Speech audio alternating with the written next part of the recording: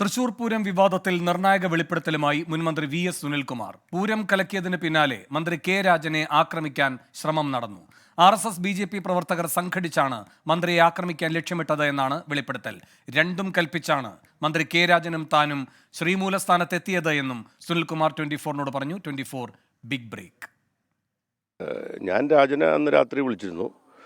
നമുക്ക് ഉടനെ അവിടെ പോകേണ്ട കാര്യം പറഞ്ഞപ്പോൾ രാജൻ പറഞ്ഞു എന്നോട് ഇപ്പോൾ അവിടെ വരണ്ട എന്ന് അവിടുന്ന് പോലീസിൻ്റെ ഭാഗത്തുനിന്നും പിന്നെ കളക്ടറും ഇവരൊക്കെ പറഞ്ഞിരിക്കുകയാണ്.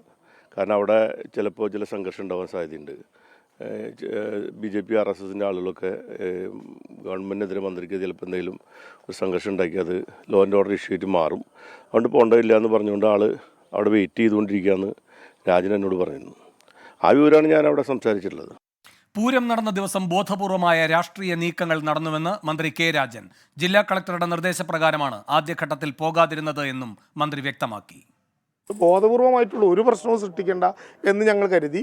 കളക്ടർ ഇങ്ങനെ സ്വാഭാവികമായിട്ടും ജില്ലയിലെ ഭരണാധികാരി എന്ന നിലയിൽ ഇങ്ങനെ ഒരു ആശങ്ക പ്രകടിപ്പിക്കുമ്പോൾ ആ ആശങ്കയോട് പിന്നെ പ്രതികരിക്കേണ്ടത് എന്നാൽ നേരിട്ട് ഞങ്ങൾ അങ്ങ് പോകാം, അവിടെ വന്നിട്ട് കാണുന്നത് കാണാം എന്ന വിധത്തിലാകരുത് എന്ന് നിർബന്ധമുള്ളത് കൊണ്ട് ഇതിൻ്റെ ഒരു ആതിഥേയൻ്റെ ചുമതല വഹിക്കേണ്ട ഒരാളാണ് ഞാൻ എന്നുള്ളത് കൊണ്ട് ഞങ്ങൾ ഒരു നിയന്ത്രണം സ്വയം പാലിച്ചു എന്നുള്ളത് മാത്രമേ ഉള്ളൂ. അത് തന്നെയായിരിക്കും സുനിൽകുമാർ പറഞ്ഞത്. വി.എസ്. സുനിൽകുമാർ ഉന്നയിച്ച ആരോപണം ശ്രദ്ധയിൽപ്പെട്ടിട്ടില്ലെന്ന് മന്ത്രി ആർ ബിന്ദു. സൂരജ് സജി തൃശൂരിൽ നിന്ന് കൂടുതൽ വിവരങ്ങളുമായി ചേരുന്നു. സൂരജ്, ഗുരുതരമായ വെളിപ്പെടുത്തലാണ്. മന്ത്രിയെ ആക്രമിക്കാനടക്കം സംഘപരിവാർ പദ്ധതിയിട്ടിരുന്നു എന്നാണോ അറിയുന്നത്? വേണു, അത്തരത്തിൽ തന്നെയാണ് സുനിൽകുമാറിന്റെ പ്രസ്താവനയെ നമ്മൾ കാണേണ്ടത്. അദ്ദേഹം പറയുന്നത് ഈ പൂരം കലങ്ങിയതിന് പിന്നാലെ, പൂരം നിർത്തിവെച്ചതിന് പിന്നാലെ അങ്ങോട്ടേക്ക് പോകുന്നതിന് വേണ്ടിയാണ് മന്ത്രി കെ രാജനെ ബന്ധപ്പെടുന്നത്. പക്ഷേ പോലീസിൽ നിന്നും കളക്ടറുടെ ഭാഗത്തു നിന്നും തനിക്ക് ഒരു നിർദ്ദേശം ലഭിച്ചിട്ടുണ്ട്. അങ്ങോട്ട് പോയാൽ ഈ BJPയുടെയും RSSന്റെയും പ്രവർത്തകർ അവിടെ സംഘടിച്ചു നിൽക്കുന്ന ഒരു സാഹചര്യമുണ്ട്. സ്വാഭാവികമായും മന്ത്രി അവിടെ എത്തിയാൽ സംഘർഷത്തിന് സാധ്യതയുണ്ടെന്നും പോകരുതെന്നും ജില്ലാ കളക്ടർ നിർദ്ദേശം നൽകിയെന്ന വെളിപ്പെടുത്തലാണ് ഇപ്പോൾ സുനിൽകുമാർ നടത്തുന്നത്. അതുകൊണ്ട് തന്നെ ആദ്യഘട്ടത്തിൽ അങ്ങോട്ട് പോയില്ല. പക്ഷെ പോകാതിരിക്കുന്നത് ശരിയാകില്ല എന്നതുകൊണ്ട് എന്തു വേണമെങ്കിലും സംഭവിക്കട്ടെ എന്ന് കരുതിയാണ് രണ്ടുപേരും അങ്ങോട്ടേക്ക് എത്തിയത് എന്നുള്ളതാണ് സുനിൽകുമാർ പറയുന്നത്. ഇത് രാജനും സ്ഥിരീകരിക്കുന്നുണ്ട്. അന്ന് തെരഞ്ഞെടുപ്പ് പെരുമാറ്റച്ചട്ടം നിലനിൽക്കുന്നതിനാൽ ഈ യോഗങ്ങളിൽ പങ്കെടുക്കുന്നതിന് തടസ്സമുണ്ടായിരുന്നു. അങ്ങനെ യോഗങ്ങളിൽ പങ്കെടുക്കുകയാണെങ്കിൽ ഈ കളക്ടർ അടക്കമുള്ളവർക്ക് ആ യോഗത്തിൽ പങ്കെടുക്കാൻ കഴിയില്ല, പെരുമാറ്റച്ചട്ടത്തിന്റെ ലംഘനമാകും.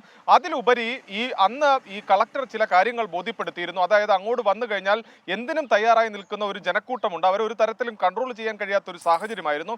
അങ്ങനെ ഒരു ജനക്കൂട്ടത്തിന് നടുവിലേക്ക് വന്നു കഴിഞ്ഞാൽ പ്രശ്നങ്ങൾ കൈവിട്ടു പോകുന്ന ഒരു സാഹചര്യം ഉണ്ടാകുമെന്ന് കളക്ടർ ബോധ്യപ്പെടുത്തി എന്നുള്ളതാണ് രാജനും സ്ഥിരീകരിക്കുന്നത്. രാജൻ പറയുന്നുണ്ട് അതുവരെയും കാണാത്ത ചില ആളുകൾ അന്ന് അവിടെ ഉണ്ടായിരുന്നു. ഈ പൂരം കലക്കുന്നതിന് വേണ്ടിയുള്ള രാഷ്ട്രീയ ഇടപെടലുകൾ ഉണ്ടായി.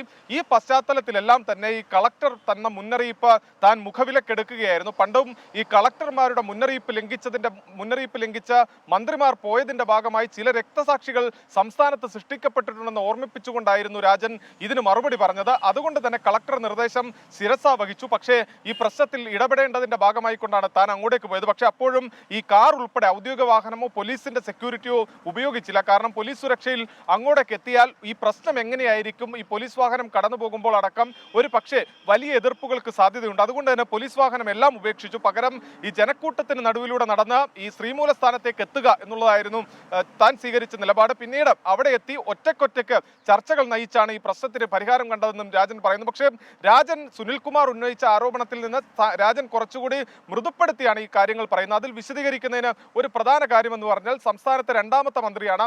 ആ മന്ത്രിക്ക് നേരെ ഒരു സംഘർഷത്തിന് മുതിർന്നു അല്ലെങ്കിൽ സംഘർഷത്തിന് പദ്ധതിയിട്ടു എന്ന വാർത്ത വരുമ്പോൾ അതിന്റെ ഗൗരവം വളരെ വലുതാണ്. അത് ആഭ്യന്തര വകുപ്പിനെ പോലും പ്രതിക്കൂട്ടിൽ നിർത്തുന്ന ഒരു സാഹചര്യം ഉണ്ടാകും. അതുകൊണ്ട് തന്നെ ഇതിൽ രാജൻ ഈ സുനിൽകുമാർ പ്രകടിപ്പിച്ചതുപോലൊരു പൂർണ്ണമായ ഒരു തുറന്നു പറച്ചിലേക്ക് എത്തുന്നില്ല. അത് സ്വാഭാവികമായും പ്രതിക്കൂട്ടിൽ നിർത്തേണ്ടി വരിക ആഭ്യന്തര വകുപ്പിനെ ആയിരിക്കും.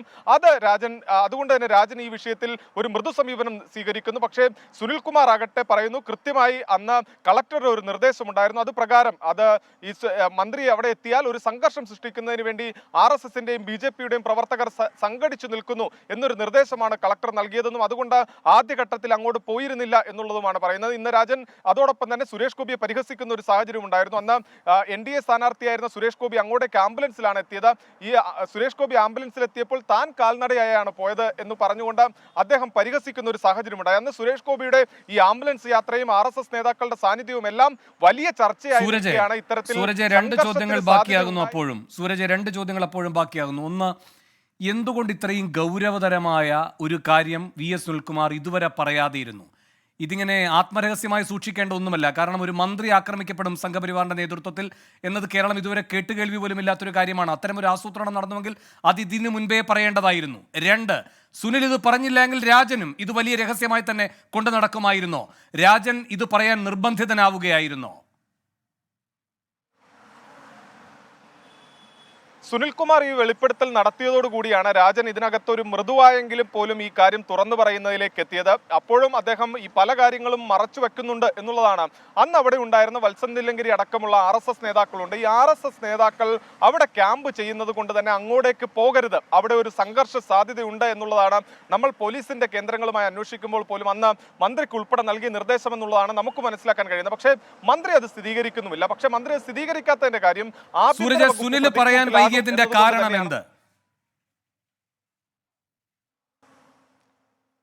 വേണു, അതിനെ സംബന്ധിച്ച് നമുക്ക് ഈ നിമിഷം വ്യക്തതയില്ല. അദ്ദേഹം ഈ ആദ്യഘട്ടത്തിൽ ഇതൊരു വെളിപ്പെടുത്തൽ നടത്തുന്ന ഒരു പത്രത്തിന് നൽകിയ അഭിമുഖത്തിലാണ്. പിന്നീടാണ് നമ്മൾ ഈ വിഷയത്തെക്കുറിച്ച്, അതായത് ഇതിന്റെ ഗ്രാവിറ്റി എത്രത്തോളമാണ്, ഈ വെളിപ്പെടുത്തലിന്റെ ഗ്രാവിറ്റിയെ വ്യക്തമാക്കിക്കൊണ്ടാണ് നമ്മൾ സുനിൽകുമാറിനോട് ഈ ചോദ്യം മാത്രം ചോദിക്കുന്നത്. അന്ന് കളക്ടർ ഏതെങ്കിലും തരത്തിലുള്ള നിർദ്ദേശം മന്ത്രിക്ക് നൽകിയിരുന്നോ എന്ന സ്പെസിഫിക് ചോദ്യമാണ് സുനിൽകുമാറിനോട് ചോദിച്ചത്. ആ സമയത്താണ് സുനിൽകുമാർ പറയുന്നത്, ഞാൻ അന്ന് ഈ സംഭവം ഉണ്ടായ സമയത്ത് രാജനെ വിളിക്കുന്നു, രണ്ടുപേർക്കും ഒന്നിച്ച് പൂരപ്പറമ്പിലേക്ക് പോകാം എന്ന് പറയുന്ന സമയത്താണ് മന്ത്രി കെ രാജൻ തനിക്ക് മറുപടിയായി ഇങ്ങനെ പറഞ്ഞത്. അതായത് അങ്ങോട്ട് പോയാൽ RSSന്റെയും BJPയുടെയും ആളുകൾ അവിടെ സംഘടിച്ചു നിൽക്കുന്ന ഒരു സാഹചര്യമുണ്ട്. മന്ത്രി എന്ന നിലയിൽ അവിടെ എത്തിയാൽ സർക്കാരിനെതിരെയുള്ള ഒരു സംഘർഷമായി അത് മാറും. അതുകൊണ്ട് തന്നെ സംഘർഷ സാധ്യത കണക്കിലെടുത്ത ലോ ആൻഡ് ഓർഡർ ഇഷ്യൂ ഉണ്ടാകാതിരിക്കുന്നതിന് വേണ്ടി മന്ത്രി കെ രാജൻ അങ്ങോട്ട് പോകരുത് എന്നൊരു നിർദ്ദേശം നൽകിയിരിക്കുന്നുവെന്ന് കളക്ടർ പറഞ്ഞു എന്നുള്ളതാണ് സുനിൽകുമാറിന്റെ വെളിപ്പെടുത്തൽ.